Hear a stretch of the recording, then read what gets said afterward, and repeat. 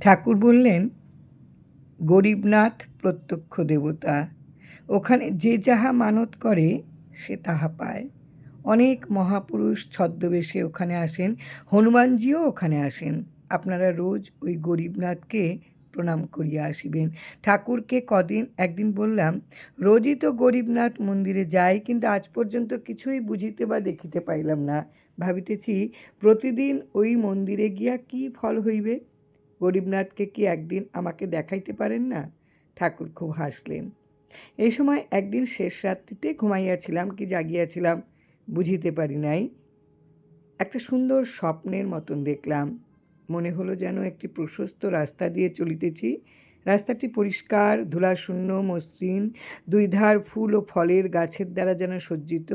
হঠাৎ শুনিলাম কে যেন উচ্চ স্বরে চিৎকার করে ঘোষণা করছেন, গরিবনাথ বাহির হইয়াছে, রাস্তা ছাড়িয়া দাও।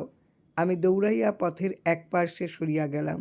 সম্মুখে দেখিলাম সাদা শাড়ির পৃষ্ঠে আসীন স্বয়ং মহাদেব এই পথেই এই দিকেই আসিতেছিলেন। এইরূপ সৌম্য মূর্তি জীবনে কখনো প্রত্যক্ষ করি নাই। হাসি হাসি মুখখানি যেন সকল শান্তির আধার। চেহারা দেখিয়া বুঝিলাম কেন তাহাকে ভোলানাথ আখ্যায় ভূষিত করা হইয়াছে। মহাদেবের গায়ের রং যাহা দেখিলাম তাহার বর্ণনা দেওয়া আমার সাধ্যাতীত। মহাদেবের যেসব প্রতিমূর্তি আমরা সাধারণত দেখি, এই চেহারার সহিত তাহার কোনো সাদৃশ্যই নাই। গাত্রবর্ণ মনে হইল দুগ্ধের সহিত ঈষৎ নীল রং মিশাইলে যেমন হয়, ঠিক তেমন। মাথায় একটা ময়ূরের পাখা অর্ধচন্দ্রসহ বিরাজমান। গলায় রুদ্রাক্ষের মালা। পরিধানে কি ছিল তাহা মনে নাই। হাসি হাসি বদন মণ্ডল কাহারও মনে ভীতির উদ্রেক করে না। শাড়ির রং ধবধবে সাদা, শিং দুইটিও খুরগুলি চকচকে কৃষ্ণবর্ণ। আমি এই মূর্তি দেখিয়াই ভূমিতে নত হইয়া সাষ্টাঙ্গে প্রণাম করিলাম। গরিবনাথ দক্ষিণ হস্ত উত্তোলন করিয়া আমাকে আশীর্বাদ করিলেন। গরিবনাথ চলিয়া গেলেন।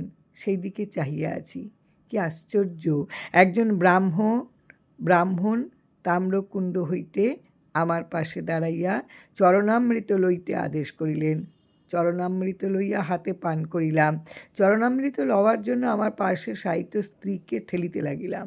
আমার ঠেলাঠেলিতে বিরক্ত হইয়া আমার স্ত্রী বলিলেন, কি চরণামৃত চরণামৃত বলিয়া চিৎকার করিতেছ? স্বপ্ন ভাঙিয়া গেল। হাত শুকিয়া দেখিলাম তখনও চরণামৃতের সুগন্ধ রহিয়াছে। সব শুনিয়া আমার স্ত্রী আমার হাতে চরণামৃত গন্ধ পাইলেন। আর ঘুমাই নাই। ভোর হইয়াছে। ঠাকুর হাত মুখ ধুইয়া বিছানার উপর বসিয়া আছেন। আমি বিছানা হইতে উঠিয়া হাত মুখ ধুইয়াই ছুটিয়া গিয়া ঠাকুরকে সেই স্বপ্নের বৃত্তান্ত বললাম। ঠাকুর বললেন, গরিবনাথকে দর্শন করতে চাহিয়াছিলেন তো? দর্শন দিয়া গেছেন।